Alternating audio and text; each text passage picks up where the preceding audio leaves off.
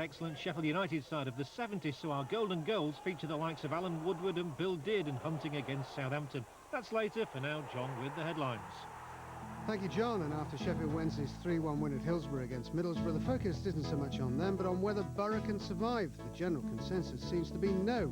On the other hand, Lee Sharp's winner against West Ham should have put pay to any lingering doubts over Leeds United's Premiership survival. But they could be set to lose Carlton Palmer for £1.5 million to Nottingham Forest. Other headlines suggest Everton are poised to make a £9 million bid for Manchester United's Andy Cole, and Rangers are to offer Gaza £5 million to stay at Ibrox until 2002. Well, back in England, Wednesday are 8th and Leeds 9th in the Premiership. Manchester United now 4 points clear of Liverpool, who play Villa this afternoon.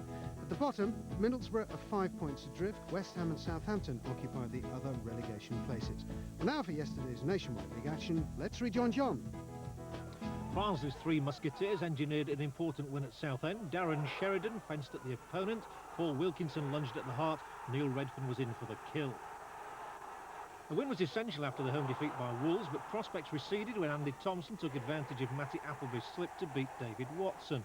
The winner, almost a replica of Barnsley's opener. Sheridan the instigator, Wilkinson the provider, Redfern the destroyer. Now for the crunch game against Sheffield United next Friday.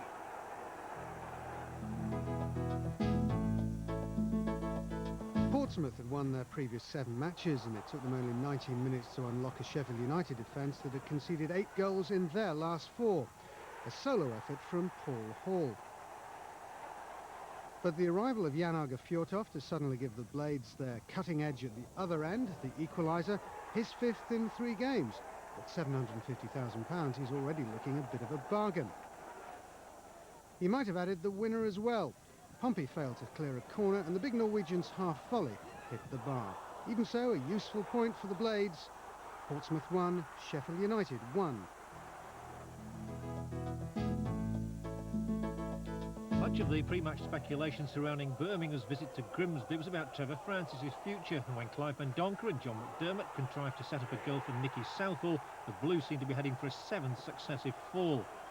Whatever Trevor said at half-time worked. Mike Newell sent Martin O'Connor free, and an impressive finish saw the sides level again on the hour.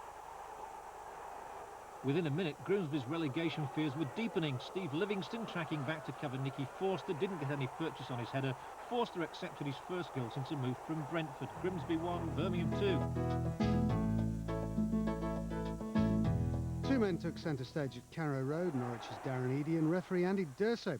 Eadie first with his neat turn and low shot that gave the Canaries a lead just after the half hour, but then in the second half, enter Mr. D'Urso.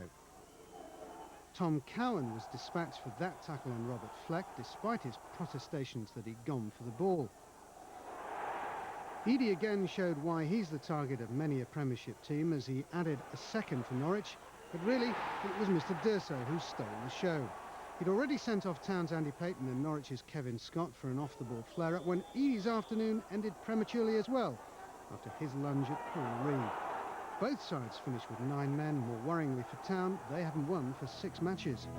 And that leaves them in 17th, although they are still 7 points clear of Bradford and 10 ahead of Grimsby. Oldham, now managed by Neil Warnock, won yesterday, but remain bottom on goals scored. At the top, Wolves were held to a goalless draw by Ipswich, so Barnsley have closed the gap on them to just 1 point, with Sheffield United a further 3 behind, who, though, can catch Bolton. After last week's shenanigans, Chesterfield probably expected a comparatively quiet afternoon at Peterborough. There was plenty of controversy about the way Ricky Otto shoved his way past Gary Patterson before finding the net. And there was even more controversy surrounding the same Mr. Otto when he got involved in a tangle with Chesterfield's midweek signing from Huddersfield, Ian Dunn, and was promptly shown the way to the dressing room by referee Stiles. In fact, Mr. Stiles was in the thick of things again when he awarded Chesterfield a penalty. Tom Curtis, the match-winning cup hero against Nottingham Forest 2 weeks ago, won it out of this foolhardy challenge from Bart Griemink. Well, then Curtis promptly sent the penalty skyward. Chesterfield's minds may be on the cup, but at least they concentrated well enough to earn a point. Jonathan Howard showing excellent skills to beat Griemink. Peterborough 1, Chesterfield 1.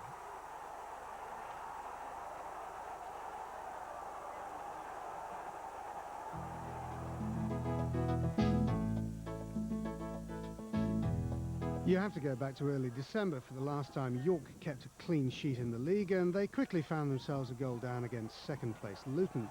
Steve Davis with a header on 12 minutes. But York have made a habit of second-half fightbacks, and they did it again yesterday when neat work by Rodney Rowe and Gary Bull set up the equaliser for Neil Tolson.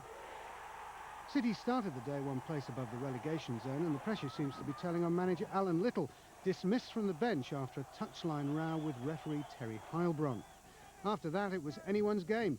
Luton might have won it when Tony Thorpe wriggled his way to the byline. He was entitled to ask where his teammates were. All it needed was a touch. And York too should have snatched it when Rowe, in his second game since signing from Huddersfield, set up another chance for Tolson, who miscued horribly. So the final score, York 1, Luton 1.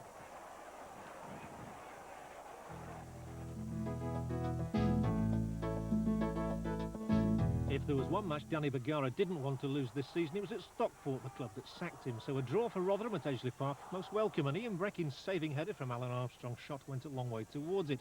Indeed, Danny's day could have been even better. Earl Judejan took Mark Druce's pass in his stride, but in the opinion of referee Jones, overdid the physical side on the way. Still a good point for Rotherham, 0-0. Doesn't do much for their survival ambitions though. 13 games to go, they're 15 points behind York in the first safety spot. City now 4 points clear of Wycombe. Chesterfield's games in hand have gradually dwindled. Even so, another couple of wins will put them back in touch with the